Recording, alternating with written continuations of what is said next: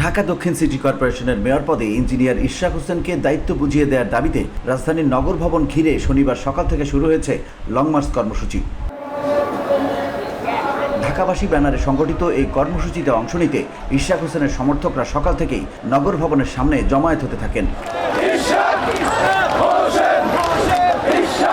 বিক্ষোভকারীরা সচিবালয় অভিমুখে লং মার্চের ঘোষণা আগিয়ে দিয়েছিলেন। আজকের কর্মসূচির মধ্য দিয়ে আন্দোলন নতুন মাত্রা পেয়েছে। নগর ভবনের মূল ফটকের সামনেই অবস্থান নেয় হাজারো মানুষ। তারা দাবি জানান ইশরাক হোসেনের শপথ গ্রহণে দেরি কেন, তার সুস্পষ্ট ব্যাখ্যা চান বিক্ষোভকারীরা।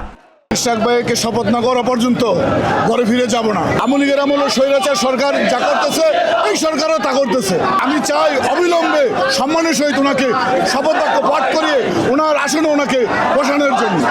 যতক্ষণ পর্যন্ত জনতার মেয়র ইশরাককে মেয়রের শপথ না দিবে ততদিন পর্যন্ত আমাদের এই কর্মসূচি থাকবে। আস্তে আস্তে আরো বড় কিছুর দিকে যাবে যদি না দেয়। আমরা রাজপথে দাবি রাজপথে আদায় করে নিব। বিক্ষোভকারীরা স্লোগানে মুখর করে তোলেন পুরো এলাকা। ডিএসসিসির মূল কার্যালয়ের ফটক বন্ধ থাকায় বিক্ষোভকারীরা বাইরে থেকেই অবস্থান চালিয়ে যাচ্ছেন।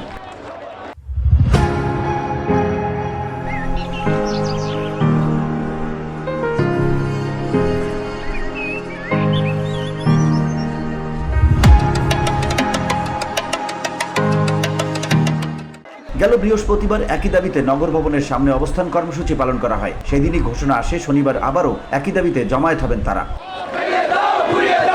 বিক্ষোভকারীদের মতে ইশরাক হোসেন নির্বাচনে জনগণের ভোটে জয়ী হয়েছিলেন। শুধু গেজেট প্রকাশ ও শপথের প্রক্রিয়াগত বিলম্ব তাদের অধিকার থেকে বঞ্চিত করছে।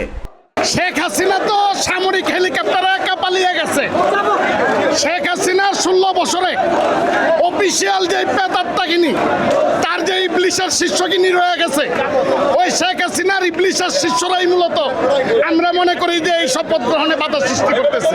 এই ইবলিশদের ট্রিটমেন্ট করে ইঞ্জিনিয়ার ইশরাক হোসেনকে শপথ করিয়ে নগর ভবনে বসে আমরা রাজপথ থেকে করে ফিরি।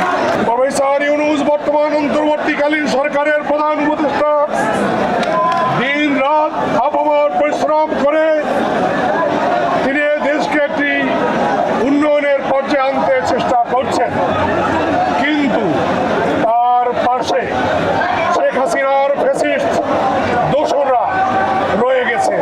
তাদের আমরা তাড়াতে পারি নাই। ইভেন কেন জনাব ইশরাক হোসেন শপথ নিতে দেরি হচ্ছে, এই ব্যাপারটি আপনারা আপনাদের লেখনের মাধ্যমে জাতির কাছে তুলে ধরবেন। কর্মসূচিতে অংশ নেয় এক বিক্ষোভকারী বলেন, আমরা ভোট দিয়েছি, কোর্ট রায় দিয়েছে, গেজেট হয়েছে, তবু কেন শপথ হচ্ছে না? কিসের এত টালবাহানা? আমাদের মেয়র ইশরাক ভাই, তাকে দায়িত্ব দিতে হবে। VOD Bangla news desk.